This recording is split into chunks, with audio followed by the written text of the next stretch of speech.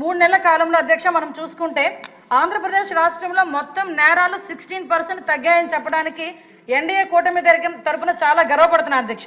ఇది criminal justice డెలివరీలో అధ్యక్ష India justice report 2025 ప్రకారం రాష్ట్రం కూడా 2వ స్థానంలో నిలవడం అన్నది కూడా ఈరోజు మనందరం కూడా గర్వపడాల్సిన విషయం. ఎస్పెషల్లీ మెయిన్ ఎజెండాగా నేరాలపై జీరో టాలరెన్స్ అన్నదాన్ని మెయిన్ ఎజెండాగా పెట్టుకొని ఈరోజు గౌరవ ముఖ్యమంత్రి గారు ఆధ్వర్యంలో ఈరోజు డిపార్ట్మెంట్ కానీ మేము కానీ అందరం కూడా పనిచేయడం అన్నది దీనికి ఒక నిదర్శనంగా ప్రతిబింబించే పరిస్థితి కూడా కనిపిస్తుంది అధ్యక్ష. మీ అందరికీ తెలుసు ఈరోజు మీకు ఇచ్చిన నోట్లోనే ఉంది అధ్యక్ష. ఈ అల్లర్లకి సంబంధించి దగ్గర 42% తగ్గడం అధ్యక్ష.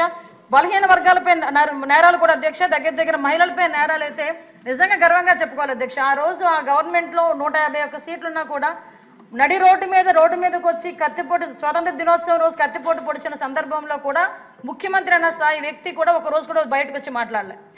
ఇష్టారాజ్యంగా అయిపోయిన పరిస్థితి, విపరీతంగా గాంజాలు పెరిగిపోయిన పరిస్థితి. ఏ నేరం ఎక్కడ జరిగినా కూడా ఫర్ ఎగ్జాంపుల్ మనం ఎక్కడైనా చూస్తే అధ్యక్ష ఐటీ అని ప్రపంచంలో ఎక్కడైనా కనిపిస్తే తెలుగువాడు కనిపిస్తాడు బికాస్ ఆఫ్ చంద్రబాబు నాయుడు గారు.